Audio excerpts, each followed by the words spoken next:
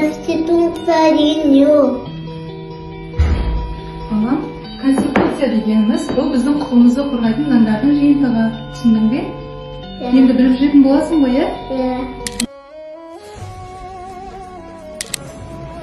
Қазақстан Республикасының Конституциясына сәйкес әрбір азаматтың құқығы мен қауіпсіздігін қорғау жолында аянбай еңбек етіп келеміз.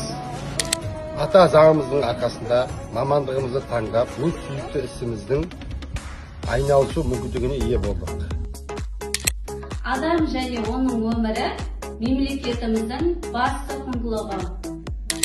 Өз шәкіртімізге сапалы білім беру мемлекетіміздің басты құндылығы. Ұлт болашағының кепілі. Ата заңымыз әрбір азаматқа тең мүмкіндік беріп, білім алуға жол ашады.